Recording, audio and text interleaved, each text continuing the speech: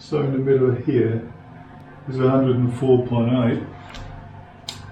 Over here is 104.5. And over here is 106.5. So there's a very, very noticeable gradient over here.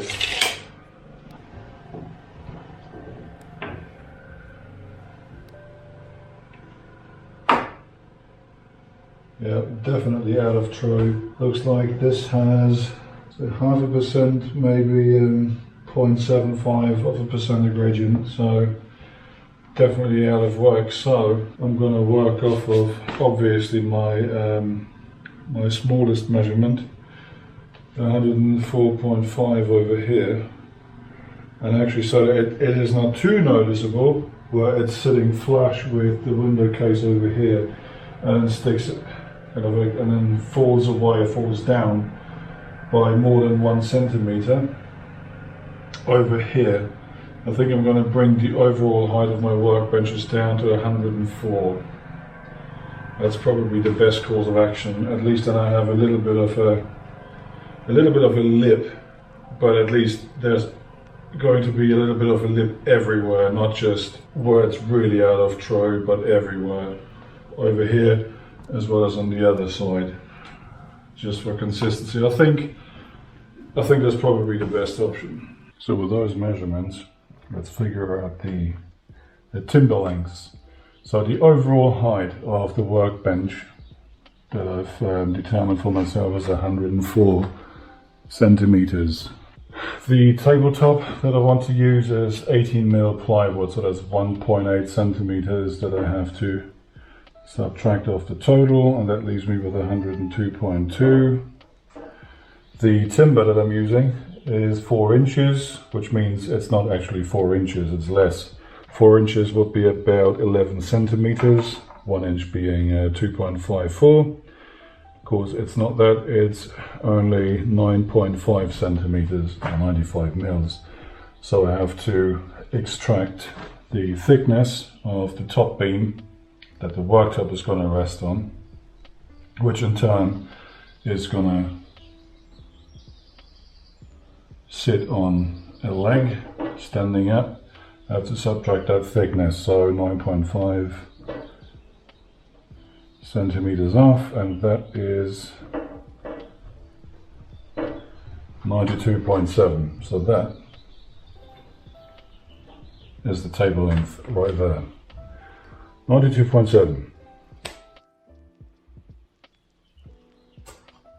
Now the best thing to do here is I'm going to make myself a production lane, which means I'm going to very briefly clear the center space here. So I'm going to push the tractor out, move my dust extractor out of the way so that I can cut my timber, which is I think 3.6 meters long, pretty much like these 9x2 joists here. So that I can cut this in the middle of the room, cut it to size, and then move it over to my construction area. Now I put together this little prototype or working concept just to see that it would actually fit under the window, as well as be at a comfortable height, and it really is. So that's good. Now I'll just have to get the rest prepared and screw together and then attach to this. Now something I do with this rough wood is to just make a clean cut, because there's all kinds of burr and whatnot, swarf, whatever. It's not a smooth edge. So I usually do that first, just a few millimeters. Now next, cut the timber bit that goes there at the bottom to support the bottom shelf, because the overall length is 3 meters and the legs are 9.5 centimeters each. I have to subtract them because I want, of course, the bottom support to sit between the legs. So 9.5 times 2 is 19. 3 meters minus 19 centimeters is 2 meters and 81 centimeters. So that's the length I now have to measure and cut.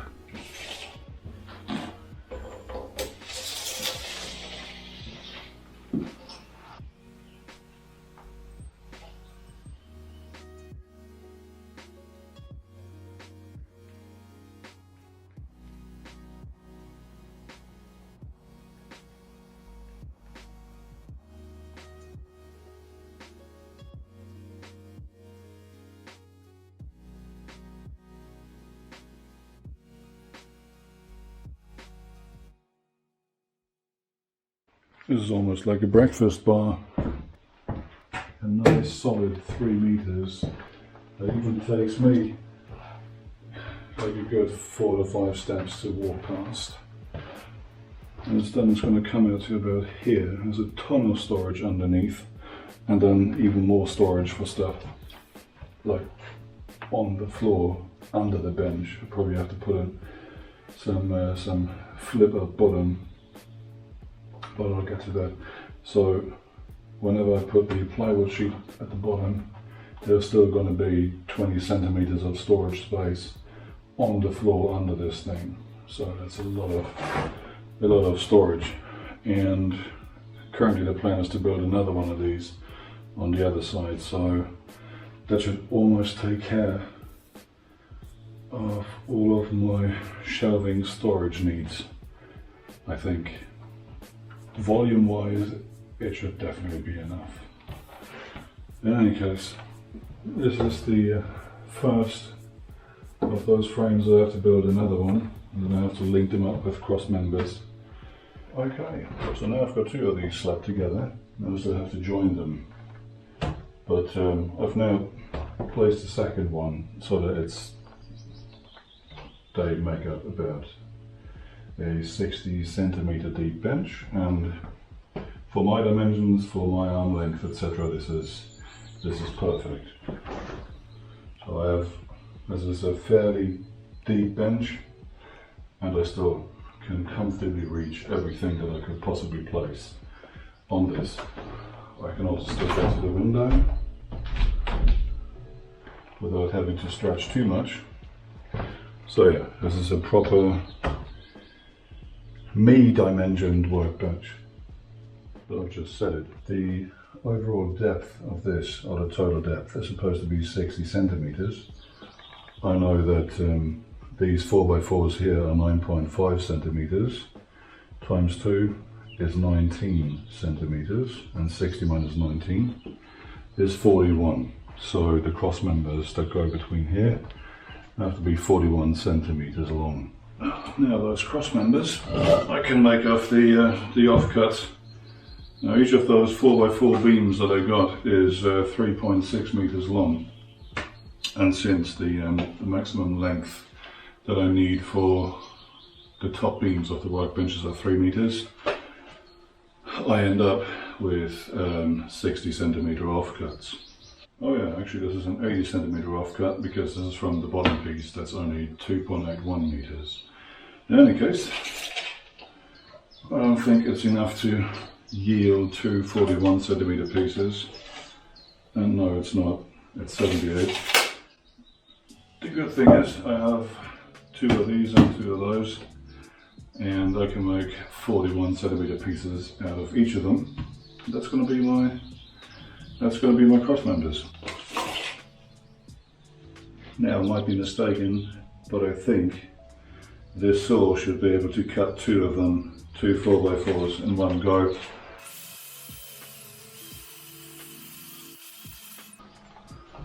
I want the screws to go in like that, okay. Like the upper screw should always, well, I want the upper screw to sit towards the outside, not the inside. An aesthetic thing, I guess. That's pretty close. That's cutting it pretty close. Not sure I like that. Actually, it could sit somewhere there. Okay. So far so good. No contact.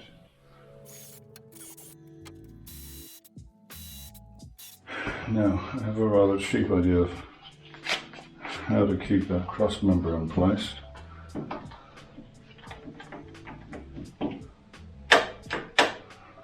This could, of course, backfire horribly. Let's see. Get these closer together. Oh yeah, this is never going to work. So now I've got an even cheaper idea. Just hold this in place.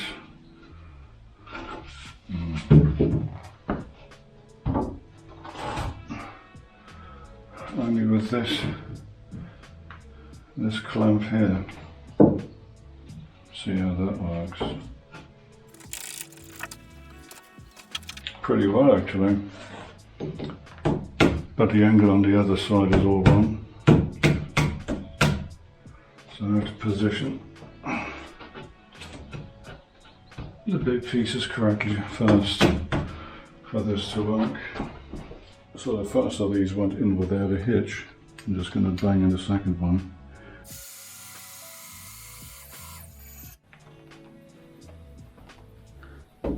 So far so good.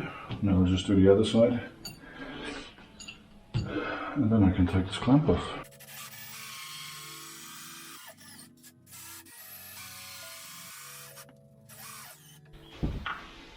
Check underneath and the sides. Make sure that there's no screw poking out because I got the angle wrong. And it seems like I didn't. Okay, that's good. Now, there's some gappage here. But I guess that's because the timbers are different thicknesses and my mitre saw might not be 100% true 90 degrees. Now that's a bit of a problem and something for me to look into in the future, but at least this first cross member here is in, and by virtue of nothing else but I guess pure feeling feels absolutely super solid. Again, with the screws being at least 6 millimeters thick, there is 12 millimeters of steel total holding each of these in place, so it should be enough. I just finished screwing in the bottom cross members, and this bench is now super solid and also super heavy. I think I'm not quite done with the ridiculous over-engineering of this. This is not really over-engineering, is it? This is just building massive. What I want to add also is 2 more cross members right in the middle, because there's 3 meters, plywood sheets only come in 2.4 meter length. So I will have to make cuts. What I'm thinking is I'm going to rip a plywood sheet down the middle, because they're 120 wide, this is 60. Kind of like have those 60 sheets meet in the middle, so that I will have the joint, at least on the worktop, in the middle, on top of a support. That's the frame finished. Now let's see if I can actually move this by myself. Yeah, just about. Just about.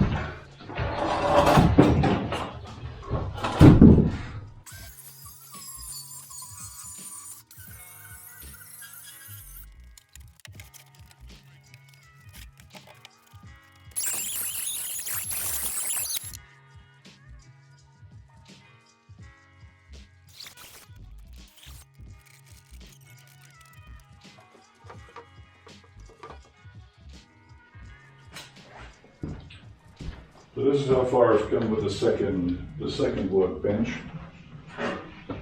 Just take my 3 meter level out, and there's 2.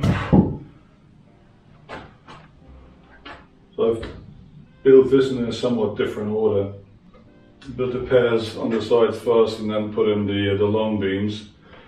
And now this is where a 3 meter beam level comes in incredibly handy, because I can not only can I check that it is level, which thankfully it is, the other thing I can do with the beam level is I can now get 2 pieces of timber cut to size that I'm going to put in as vertical struts, or whatever they're called. Because what I want to do is on this workbench I want a cutout here where my mitre saw is gonna slot in, and where I can also take it out and put it somewhere else, which is why I need the support. So I need a post here with a strut going there, and another post here with a strut going there. And then I have to figure out a way to be able to put down a piece of plywood that the mitre saw is screwed into, and it's going in about here, because of course it has that, it is a sliding mitre saw, so it has that sled or those bars coming out the back, and of course they need to be able to move so that it has to fit nicely and neatly into this window case.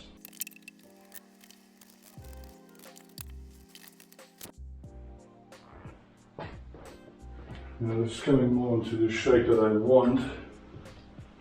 The problem is my timber is getting pretty corkscrewy. Like some of this is rather warped around its own axis, like this piece here. It's quite wobbly. I only hope that the lag screws that I have will just cinch it down and straighten it up sufficiently.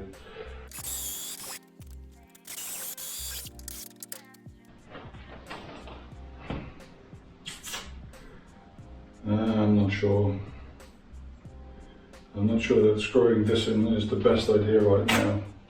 I'm just going to measure this up, make sure that it's really actually only 60 centimeters deep, that I'm not ending up with some mutation workbench. No, this looks pretty good.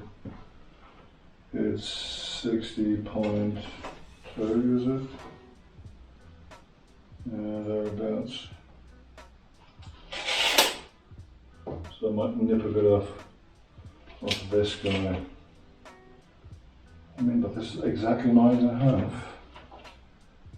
Oh, and this is 9.7. So yeah, 41. That's too much. It's these little things. 2 millimeters. You can't even mark this on here because they sort of disappears. Alright, get that done. Right, and there is the finished frame, or carcass, or whatever this is called, for furniture. So here, this is my, I guess, gap that my mitre saw is going to sit in. I have a rough idea of how to sort of fix it in there. I haven't completely sketched it out. And just for some details, so this is how the screws fit around one another. Between the center of each screw there is 2 centimeters of space. So these guys here sit at 2 and 6.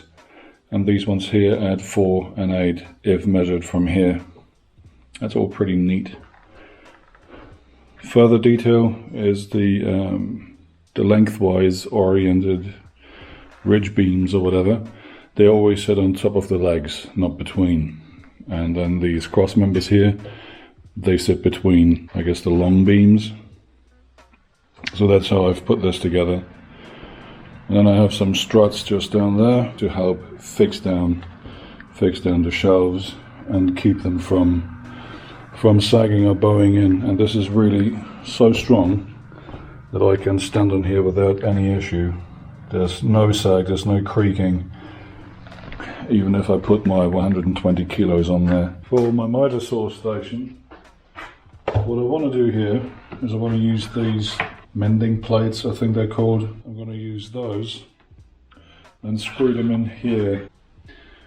And then this board or this panel that I've got here can sit on those, and my mitre saw will be screwed into this here from the top, and hopefully this will work out height wise. This is 80 mil, just like the worktop.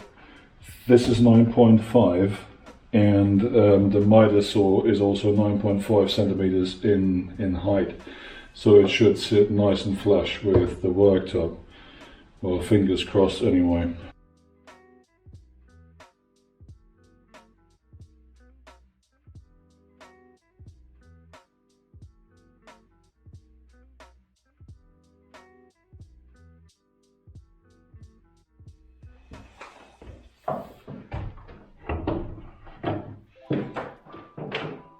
There's a difference of maybe 3 millimeters, which I should be able to make up for by using shims.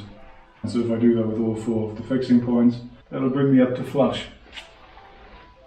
But other than that, I'd say this is pretty much a success. Just want to make sure that this thing is at its fullest extension to the back. Now let's move it over to the side. Yeah, not getting anywhere near the window case. Can also make this a little more compact, fold that down and swing that out of the way. Lovely. I love this thing. Such a good saw. Right, there is at least one more modification to the board itself that I need to do, because at the moment, with the pressure here, it's absolutely possible to tilt the board up, and that's obviously no good. I have a few mending plates left. I'm going to screw these into the bottom of the board so that they stick under my timber frame here. Will stop it from flipping up. Not sure I'll still be able to do that in, I don't know, 15 years. That thing is heavy. Just going to flip that around. 14.5, so I'm obviously also going to go 14.5 from the other side. And that's 31, so that's going to be 15.5 for the middle. I'm just doing this so that these brackets that I'm going to screw in aren't going to interfere with these guys. Yeah, about there.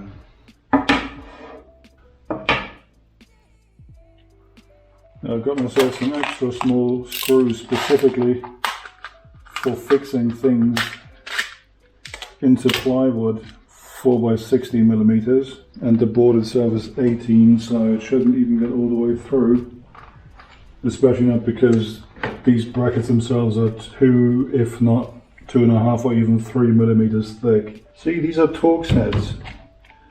That's how you make proper screws.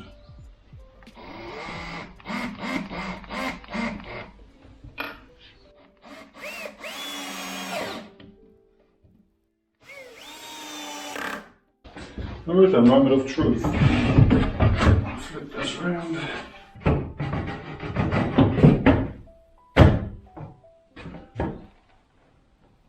Now let's see if I have enough light to be doing this. So this is my mitre saw, but as of now it's loose.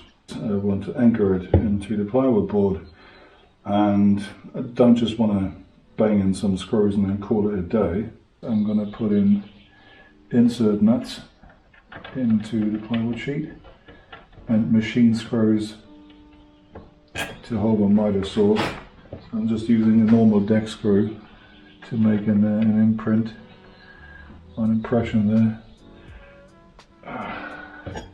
where I have some holes for fixings in the feet on my saw.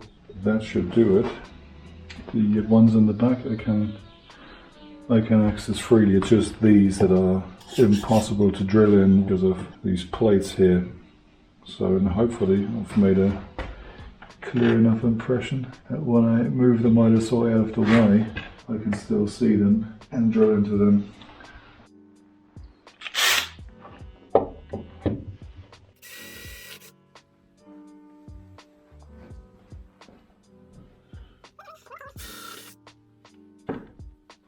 Put these down straight, not at any odd angles. That would be bad for business now.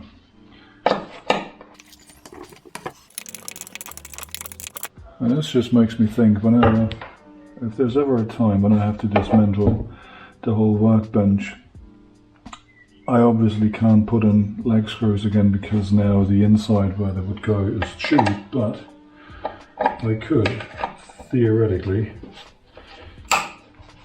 put insert nuts down there and then use bolts to get this thing back together if, let's say, I had to move it somewhere to a different location. Put an insert nuts into the receiving bits of timber and then machine bolts in the same length to then cinch the wood together, I think. Actually, I think that would work pretty well. Same, I think, with the worktop. Once it gets too stained or cut or damaged or whatever, and I just want to swap it out, all these little screw holes here, I wouldn't use screws again because positions in the timber would be chewed and I wouldn't want to put new screws in all the time, so I would probably just use insert nuts down there as well and then go with kind of like countersunk head machine screws and secure them down that way. And then if then I need a new sheet, and if I put the old one on top of the new one, drill down the existing holes and then just fix it onto insert nuts. Reversibility and repeatability, I think, are oft undervalued features.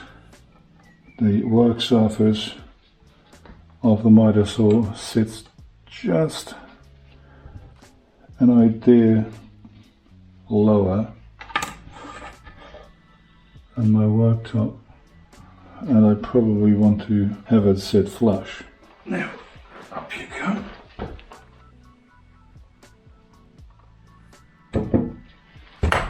No, didn't do a particularly good job of angling this in, did I? Let's see where I am. Slight angle. Can't have that.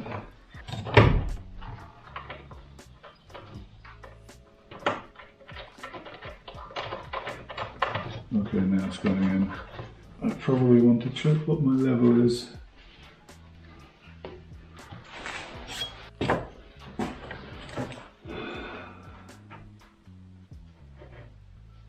Oh wow, way too low. That's a lot more than...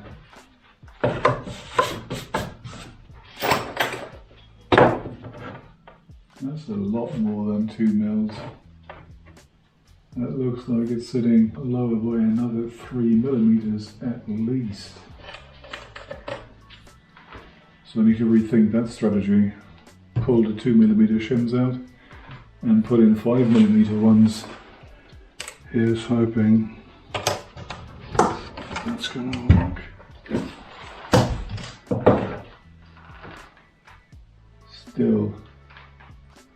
Still too low.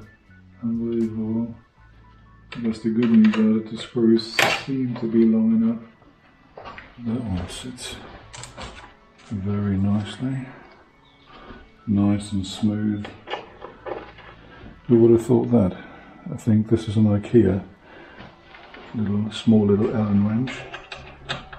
And it fits just perfectly.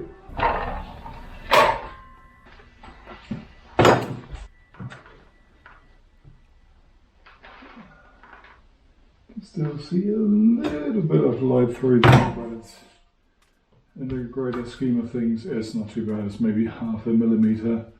Yeah, you should be alright. So now, this thing is fixed, and the only flex there is in that plywood board down at the bottom. So I should still be able to remove and slide the whole thing out if I wanted to. So there it comes, and slide it back the same way. Perfect. So that is that.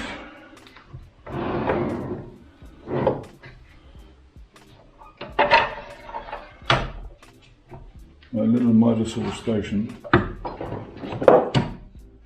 complete. So finally my piano hinges arrived, which means I can get to sorting out the two bottom shelves, make a cut down the length of them so that a piece stays on the timber frame, and the bigger piece, the one that hinges upwards, is still supported by the beam in the back as well as the beam in the front, so that the hinge doesn't actually have to hold the weight of everything that's going to end up on the shelves. That will be really precarious.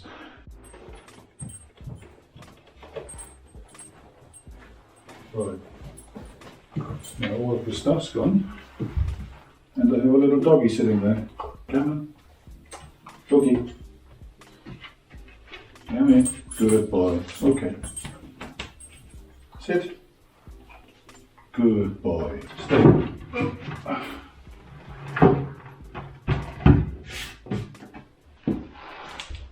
Now the way I'm using this is definitely not the way it's intended.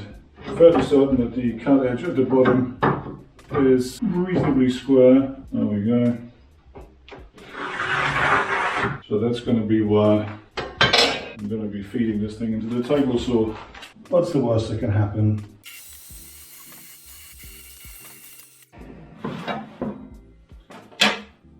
That wasn't too bad. Now to find a space to put this together. I have two workbenches that are 3 meters long and no space to build this. Progress.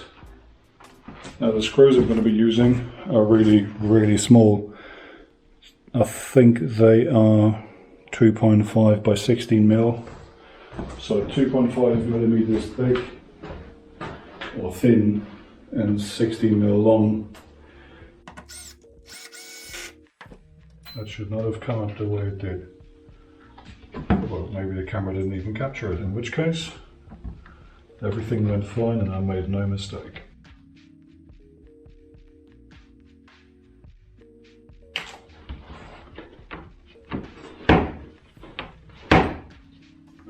Okay. Okay, I'll bang the rest of these screws in.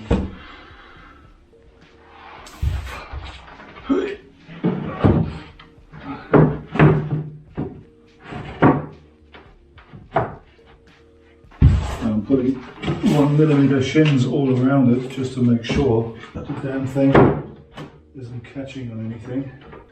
Yeah, like the gap measures here, they're going to be sitting at angles, but it's a workbench, so allowances will be made.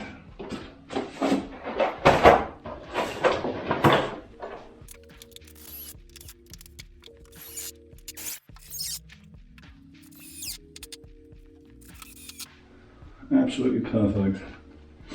I'll have access to my parker.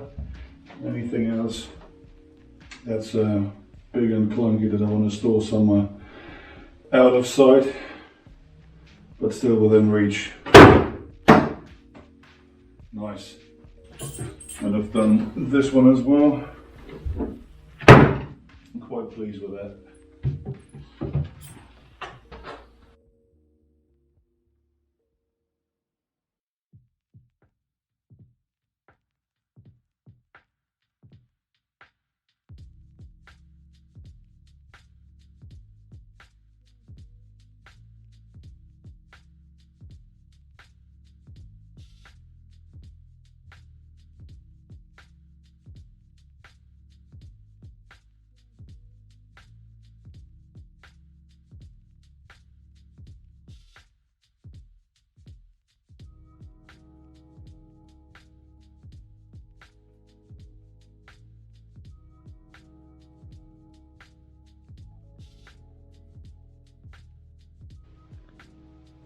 Man, it's late again.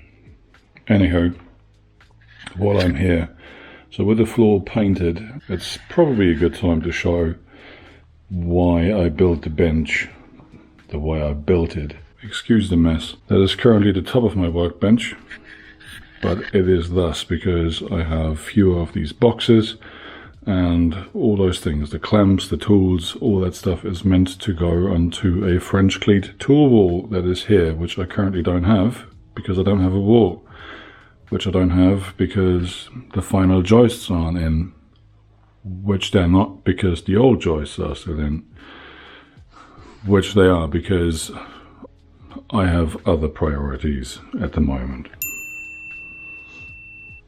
So the workbench, again, it's 3 meters long from the exterior edges.